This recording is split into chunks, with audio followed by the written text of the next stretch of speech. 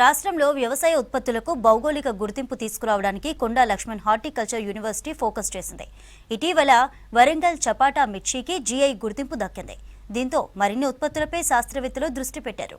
రానున్న రోజుల్లో ప్రత్యేక లక్షణాలు కలిగిన వాటికి జియోలాజికల్ ఐడెంటిఫికేషన్ కోసం కృషి చేస్తుంది యూనివర్సిటీ.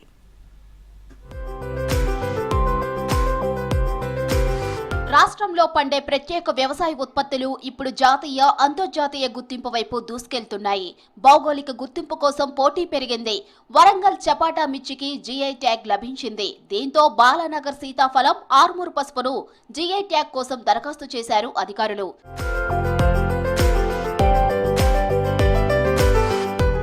మహబూబ్ నగర్ జిల్లాలోని బాలానగర్ అడవుల్లో పుట్టిన సీతాఫలానికి ప్రత్యేక రుచి, నాణ్యత ఉంది. ఇది వికారాబాద్, రంగారెడ్డి జిల్లాలకు విస్తరించి ఇప్పటికే ఇతర రాష్ట్రాలకు, దేశాలకు ఎగుమతి అవుతోంది. ఇక నిజామాబాద్ జిల్లాలో పండే ఆరుమూరు పసుపు కూడా వాసన, రంగు, నాణ్యతతో ప్రత్యేకంగా నిలుస్తోంది. ఈ రెండు ఉత్పత్తులకు జీఐ ట్యాగ్ పొందేందుకు కొండా లక్ష్మణ్ తెలంగాణ ఉద్యాన యూనివర్సిటీ ప్రయత్నం చేస్తోంది. వరంగల్ చపాటా చిల్లి ఈ మధ్యలోనే మన జీఐ ట్యాగ్ వచ్చినది. ఆ తర్వాత ఇప్పుడు ఫస్ట్ బాలానగర్ సీతాఫల్, సో దానికి ఫస్ట్ ప్రిఫరెన్స్లో ఆల్రెడీ ప్రాజెక్ట్ రెడీ అయింది, దాని ప్రాసెస్ స్టార్ట్ అవుతుంది. సో నెక్స్ట్ ఆర్మూర్ పసుపు, సో ఆర్మూర్ పసుపు రెండో ప్రాధాన్యతగా, తర్వాత కొల్హాపూర్ మ్యాంగో మీద కూడా కొంత ఇన్ఫర్మేషన్ కలెక్ట్ చేయడం జరుగుతూ ఉంది. సో ఒకసారి ఈ భౌగోళిక గుర్తింపు జీఐ ట్యాగ్ వచ్చినట్టు అయితే, సో ఆ పంటలకు ముఖ్యంగా ఏరియాలో పండించేటువంటివి పంటలకు మంచి గుర్తింపు వస్తుంది. సో దాని యొక్క స్పెషల్గా దాని మీద కొంత మనము పరిశోధన చేసి ఇంకా ముందుకెళ్ళినట్టు అయితే వాటికి రైతులకు కూడా చాలా లాభదాయకంగా ఉంటుంది. దేశీ సీతాఫలంలో ఉన్నటువంటి రుచి అనేది మిగతా దాంట్లో రాదు.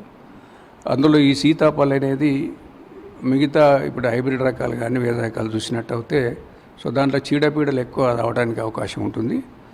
ఇది మన దేశీయంగా పండించినటువంటిది, అది అడవుల్లో కూడా పెరిగేటువంటిది. ఈవెన్ మనం పండించినప్పటికి కూడా దాంట్లో ఈ చీడపీడలు అనేది కంపేటివ్గా తక్కువగా ఉంటుంది అండ్ టేస్టీగా కూడా ఉంటుంది. అంటే ఎక్స్పోర్ట్ చేయడానికి కూడా అవకాశం ఉంటుంది మనకు, ఎందుకంటే ఎగుమతి దీని యొక్క ఇంపార్టెన్స్ తెలుసుకొని ఆ టేస్ట్ ఏదైతే ఆ టేస్ట్ను గుర్తిస్తారు కాబట్టి దాని క్వాలిటీలో దాని బై ప్రోడక్ట్స్ కూడా చేసి మనం బయటికి పంపించడానికి అవకాశం ఉంటుంది.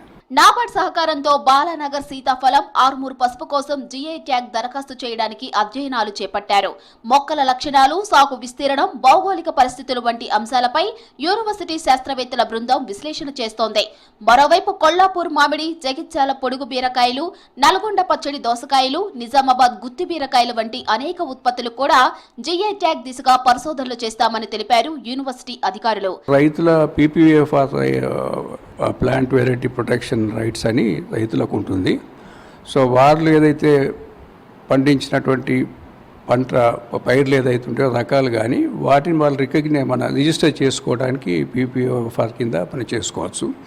చేసుకుంటే వాళ్ళకు రైతులకు హక్కులు ఉంటుంది. ఏదైతే పంటలు ఇవే కాకుండా వేరే పంటలు, ఇప్పుడు మనకు ఏదైతే పసుపు ఉందో అట్లాగే మామిడి కానివ్వండి, సీతాఫలం, తర్వాత కూరగాయలకు సంబంధించినటువంటి బీరకాయలు కానివ్వండి, దోసకాయలు కానీ అది తర్వాత ప్రాధాన్యత లిస్టులో ఉంటుంది. సో ఆ విధంగా మేము ముందుకెళ్తాం. జీఐ ట్యాగ్ వస్తే ఆయా ఉత్పత్తులకు న్యాయపరమైన రక్షణ లభిస్తుంది. ఉత్పత్తుల ధరలు పెరగడంతో రైతులకు ఆదాయం మెరుగవుతుంది. అంతర్జాతీయంగా కూడా మార్కెట్ అవకాశాలు విస్తరిస్తాయంటున్నారు అధికారులు.